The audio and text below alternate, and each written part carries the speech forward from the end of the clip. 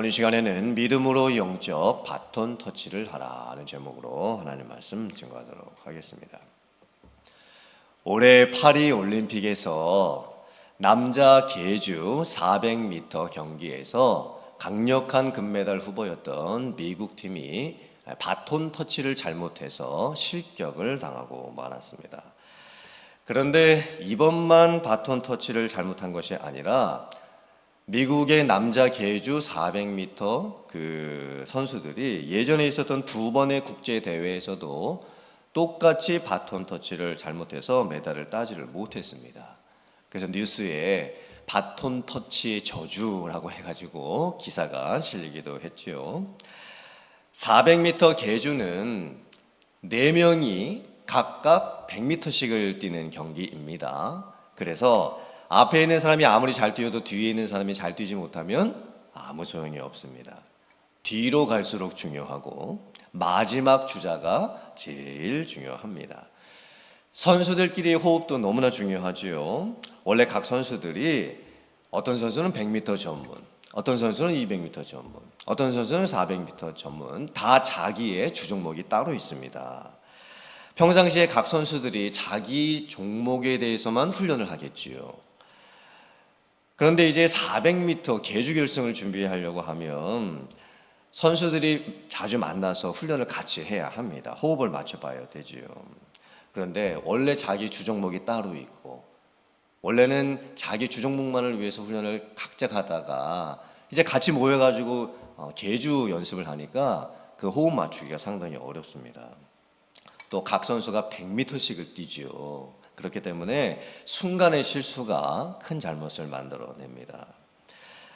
400m 계주 이 경기에서는 바톤 터치가 너무나 중요합니다. 오늘 성경 말씀에는 영적인 바톤 터치에 대한 말씀이 나옵니다. 히브리서 11장은 정말 대단한 말씀들의 내용이 나오고 있습니다. 구약 성경에 나왔던 엄청난 믿음의 사람들에 대해서 말씀을 하고 있지요.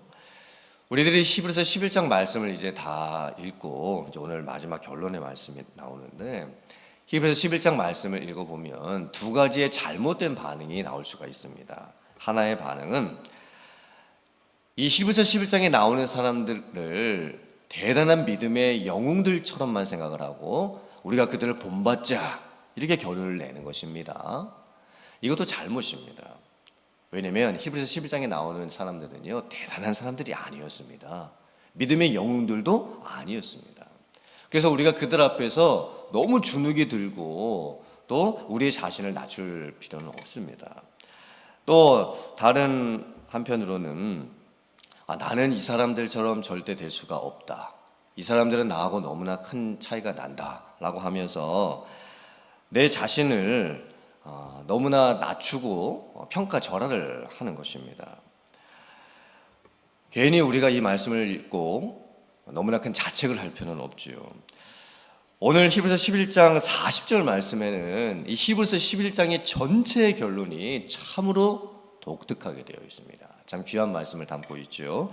우리 히브리서 11장 40절 말씀 여러분 성경 보시고 같이 다시 한번 봉독해 보겠습니다. 시작. 이는 하나님이 우리를 위하여 더 좋은 것을 예비하셨은즉 우리가 아니면 그들로 온전함을 이루지 못하게 하려 하심이라. 아멘. 우리가 아니면 그들로 온전함을 이루지 못하게 하신다. 이것이 무슨 뜻일까요? 우리는 누구입니까? 1차적으로는 히브리서를 읽고 있었던 신약시대의 초대교회 당시의 성도들입니다. 그리고 2차적으로는 신약시대 이후를 살고 있는 우리 모든 성도들입니다. 그렇다면 그들은 누구입니까? 히브리서 11장에 나오고 있었던 구약시대의 믿음의 사람들입니다. 근데 참 독특합니다. 신약시대를 살고 있는 성도들이 아니면 구약시대를 살았던 성도님들이 온전해질 수 없다라고 말씀을 하고 있습니다. 즉 구약시대를 살았던 사람들의 믿음이 아무리 대단하고 히브리서 11장에 나오는 구약 성도들의 믿음이 아무리 놀라워도 우리가 그들의 믿음을 온전히 이어받지 못한다면 우리가 제대로 하지 않으면 구약시대를 살았던 성도들이 그 믿음이 아무 소용이 없다는 뜻입니다. 그렇다면 이 히브리서 11장 40절 말씀의 결론이 무엇이겠습니까? 지금 누가 더 중요하다고 말씀하고 있는 것일까요? 구약 시대를 살았던 우리가 대단하게 여겨지는 그 믿음의 사람들입니까? 아니면 신약 시대를 살고 있는 저와 여러분들입니까? 우리들이죠. 참으로 놀라운 결론입니다. 지금 우리들이 더 중요하다는 거예요. 우리들의 믿음이 더 중요하다는 것입니다. 우리들이 믿음의 온전에 서 있지 못하고 신약 시대를 살아가는 우리들이 구약 성도들의 그 영적인 바톤을 제대로 이어받지 못하면 그분들의 믿음이 아무 소용이 없다는 뜻입니다. 하나님의 구원이 이루어져 가고 있죠. 천지 창조 이후로 구약 시대는 이미 지났고 지금 신약 시대를 살아가고 있습니다. 그리고 우리들이 살고 있는 시대는 신약 시대의 거의 끝입니다. 말세이고 말세 중에 말세를 우리가 살아가고 있죠. 언젠가 신앙의 릴레이 경주가 다 끝날 때가 올 것입니다. 구약 성경에 살았던 그 믿음의 사람들이 신약 시대를 살고 있는 나하고 지금 연결이 되고 있습니다. 열심히 지금까지 신앙의 경주를 하고 있는데 앞에 있었던 분들이 열심히 잘 뛰었습니다. 너무나 좋은 모습을 보여주었습니다. 대단한 경기를 했습니다. 그런데 그분들이 열심히 한 것은 중요하지가 않습니다. 내가 더 중요합니다. 지금 우리들이 그 영적인 바톤을 어떻게 이어받아야 하는가, 이것이 지금 더 중요한 것입니다. 구약 시대에 대단한 믿음의 사람들이 있었죠. 아브라함, 또 모세 같은 사람들은 정말 대단한 사람들이었습니다. 그런데 우리들의 입장에서는 아브라함이 참 대단했다, 모세가 참 대단했다, 다윗이 참 대단했다, 이렇게 그들을 동경합니다. 하지만 히브리서 11장 말씀을 자세하게 읽어보면 반대입니다. 오히려 아브라함과 같은 사람들, 또 모세와 같은 사람들, 다윗과 같은 사람들이 지금 우리를 동경하고 있습니다. 우리를 부러워하고 있다는 거예요. 그 이유가 무엇일까요? 그 답이 39절에 있습니다. 여러분 성경 보시고 히브리서 11장 39절 말씀 다시 한번 봉독해 보겠습니다. 시작. 이 사람들은 다 믿음으로 말미암아 증거를 받았으나 약속된 것을 받지 못하였으니. 아멘. 구약 시대를 살았던 성도님들이 증거는 받았는데 약속된 것은 받지 못하고 죽었다, 이렇게 말씀을 합니다. 약속된 것이 무엇일까요? 예수 그리스도의 오심을 통한 하나님 나라의 도래였습니다. 구약 성도들은 증거는 있었습니다. 예수님께서 앞으로 오실 것이다 라고 하는 약속의 증거는 가지고 있었습니다. 왜냐하면 하나님께서 구약 시대부터 계시를 계속 말씀해 주셨죠. 언젠가 메시아가 올 것이다, 언젠가 하나님께서 약속하신 그 예수님께서 오실 것이다, 그 약속의 증거는 받았습니다. 그런데 그 약속이 이루어지는 것을 보지는 못하고 죽었습니다. 증거는 있었지만 약속은 받지 못하고 죽었다. 그래서 구약시대 성도님들은 어떤 삶을 살았냐면 히브리서 11장 13절 말씀을 제가 봉독해 드립니다.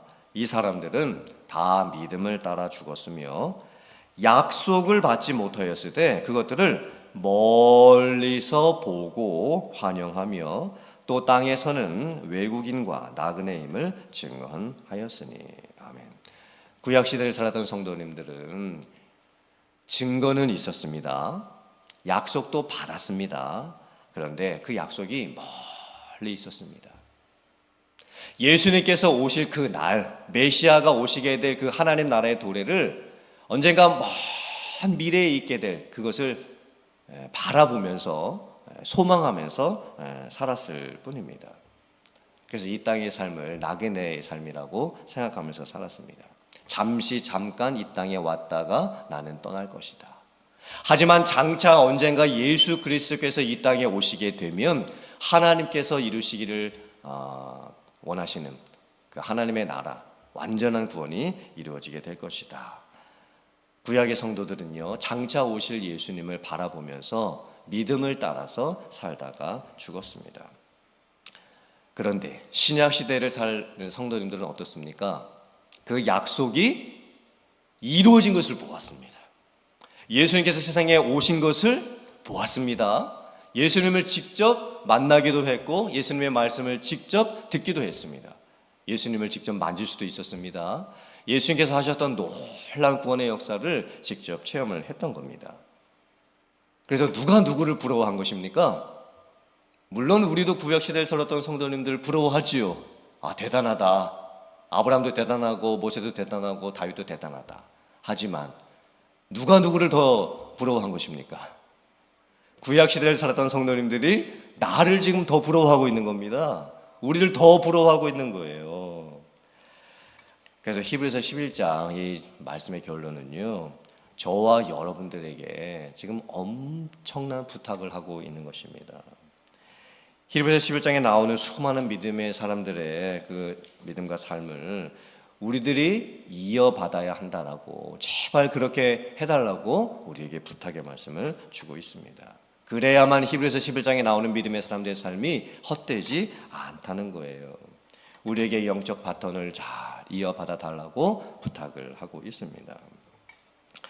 그러므로 오늘 이 말씀은요, 하나님 나라에 대한 영적 세대 계승에 대한 말씀입니다. 시대적으로 보았을 때에 신약 시대를 살고 있는 성도님들이 제대로 살지 못하면 구약 시대를 살았던 성도님들이 이루었던 그 믿음이 온전해질 수가 없습니다. 우리의 이 소명과 사명이 너무나 중요합니다. 그러면 오늘 말씀을 저희들이 잘 묵상을 하면 나의 삶이, 또 오늘날 교회를 섬기고 있는 성도님들의 삶이 얼마나 중요한 것을 깨닫는 말씀이 됩니다. 시편 78편 3절부터 4절의 말씀을 제가 봉독해 드립니다. 이는 우리가 들어서 아는 바요, 우리의 조상들이 우리에게 전한 바라. 우리가 이를 그들의 자손에게 숨기지 아니하고 여호와의 영예와 그의 능력과 그가 행하신 기이한 사적을 후대에 전하리로다. 이 말씀도 영적 바톤 터치의 중요성에 대한 말씀이죠. 내 손에, 지금 여러분들의 손에 하나님 나라를 향한 영적인 바톤이 들려져 있습니다. 신앙의 경주는 지금 계속되고 있습니다. 계속 시대를 통해서 영적인 릴레이가 계속되고 있습니다. 우리가 정신을 차려야 됩니다. 우리가 믿음의 경주를 쉬면 안 됩니다. 부르심의 소명이 마지막 끝나는 그날까지 우리는 계속 달릴 수 있어야 합니다. 또한 시대적인 어떤 영적인 바톤 터치도 중요하지만 위로부터 아래로 내려지는 영적인 바톤 터치도 참 중요합니다. 우리들은 소명과 사명을 생각할 때 소명과 사명은 목사님들이나 선교사님들만 받는 것이라고 잘못 생각하는 경향이 있습니다. 특별히 중세시대가 그랬죠. 하나님 나라를 이뤄가는 데 있어서 중세시대는 영적인 암흑시대였습니다. 왜냐하면 로만 캐톨릭 처치에서는, 천주교에서는 교황과 사제들과 신부님들만 성직자라고 생각을 했습니다. 평신도 분들은 정말 평신도라고만 생각을 했습니다. 그래서 교회의 중심이 교황과 사제와 신부들에게 있었습니다. 평신도 분들은 하나님께서 아무런 소명과 사명을 주시지 않는다라고 생각을 했죠.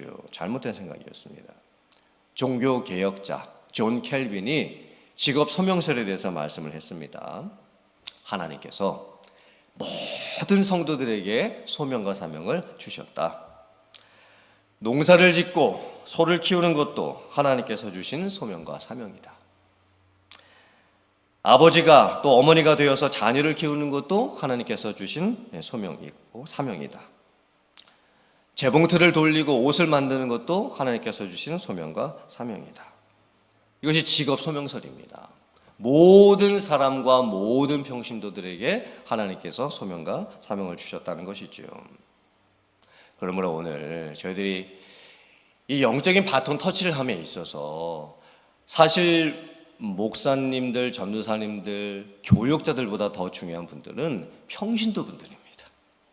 평신도 분들이 훈련받고 깨어나서 교회를 섬길 때에 교회가 든든하게 서가게 될 줄 믿습니다.